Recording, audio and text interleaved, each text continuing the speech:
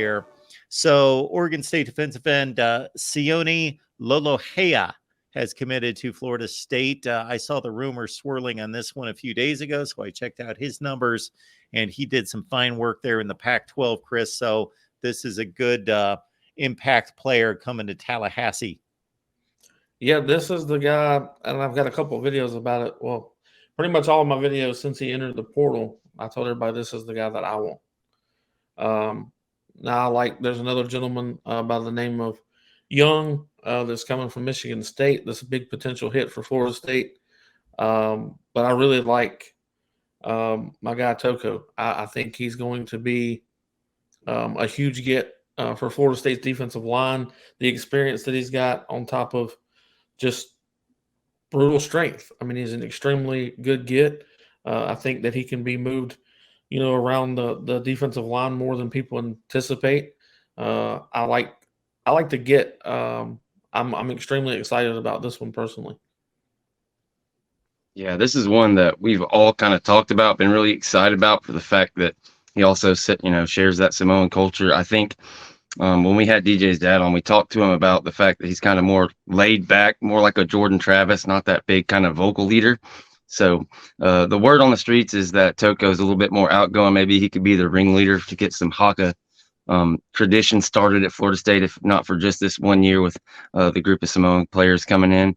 His production dipped a little bit this year, wasn't quite on the trajectory people expected, but I think he's going to have a big year for Florida State and be in a better position to shine with bigger and better players around him. It's just, I think I'm big on him. I'm really happy for him too. It's just like Chris. Yeah, I got to think that without having in-depth knowledge of Oregon State's front, that he goes to Florida State, and obviously there's going to be some severe turnover at that position, so he's much needed. One of the best players in college football, of course, Jared Verse moving on, but that he is going to benefit from the guy on the other side in terms of picking up whether there's a focus on a double team in his direction or if it goes the other way, and him being able to benefit from there. So as George alluded to, sack production down slightly this past season, but he picked up 8.5 tackles for loss and 47 total tackles for an Oregon State team that was pretty darn good at 8-4 before they pretty much were rated and the transfer portal and the NFL draft selections and all of that set them up for a big bowl loss against Notre Dame with about half the team gone, so Florida State fans can relate to that. All right. I'm looking at an article right now that is projecting Florida State with another top 5 transfer portal class, Chris. So what happened last year, although you've stated in recent weeks, just because of the roster composition and there being less of a need, and Mike Norvell having filled out a lot of the needs last year, even with all the NFL draft departures, maybe not as impactful or the star quality of Keon Coleman and the rest of the guys that came in last year, but still Mike Norvell is going to do a nice job with this class. Yeah, absolutely. I think obviously other than quarterback need, that Florida State needed their defensive line with the likes of Fisk and Jared Verse and some others that had to move on. You had to go after the defensive line pretty tight. So you got the last one in Toku, and then you got Dora Jahi, which is from West Virginia. I really like him as a defensive lineman as well. Right now we've got Samoans and African last names, so Florida State fans are going to get really, really educated on how to say these last names because we have to figure out how to say them right. James will play ukulele all day long if he has to. He ain't worried about it. But you lose Keon Coleman, Johnny Wilson, so you go and get Malik Benson from Alabama. He's not as big as either of those guys for sure, but his explosiveness and speed and his hands are so good. I think that you might even have more explosive plays out of Malik Benson than you did those other two, and that's crazy to say, but His production rate's pretty high.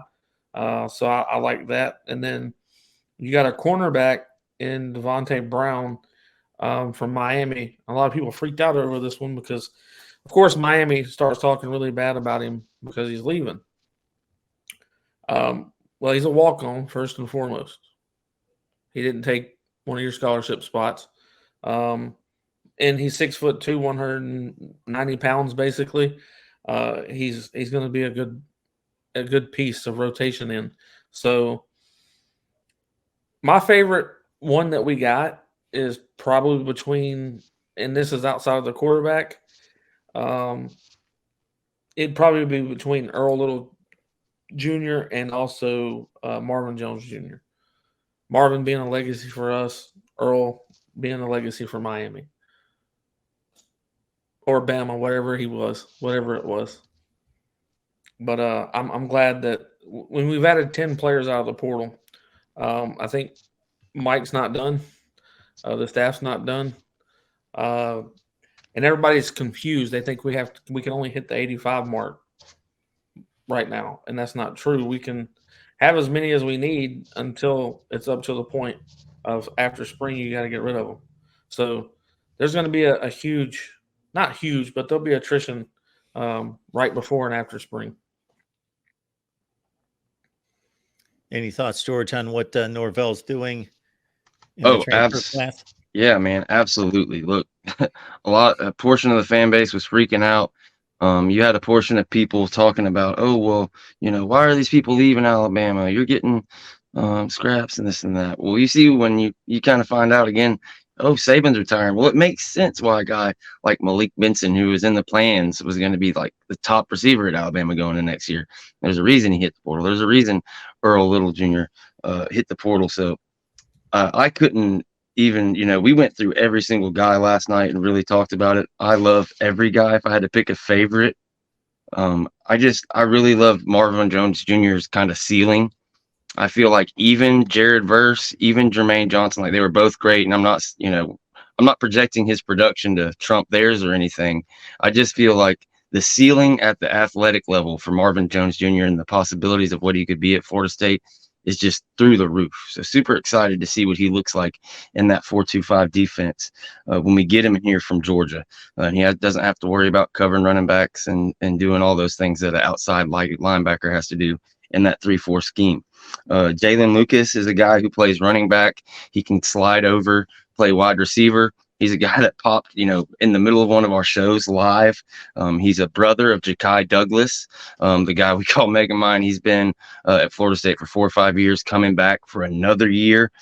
He's an amazing returner. Most of his stuff was kick returner at Indiana, but if I had to, bet, I'd put all my money on him ended up being the punt returner probably and a kick returner for Florida State, along with Deuce Spann back there in 2024.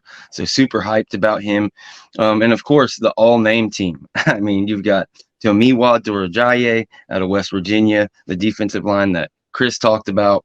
Super excited to get him in there. We needed some help on the inside with guys like Malcolm Ray heading out.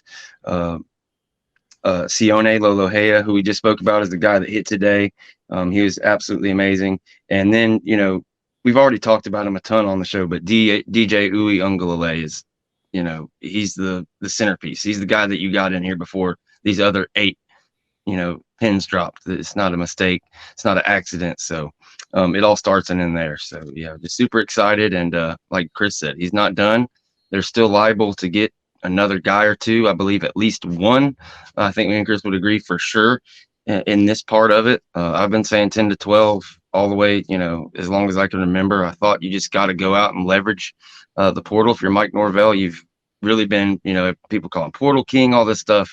You got to leverage it. You know what I mean? There's no reason, even if you're doing better in high school rooting and this stuff, to not go out there and do what you've done the past 3 years. And that's make giant strides with the floor and the ceiling of your roster through the transfer portal. And they've done it year after year, 12 to 14 guys, like clockwork. And I think we're going to continue seeing that moving forward.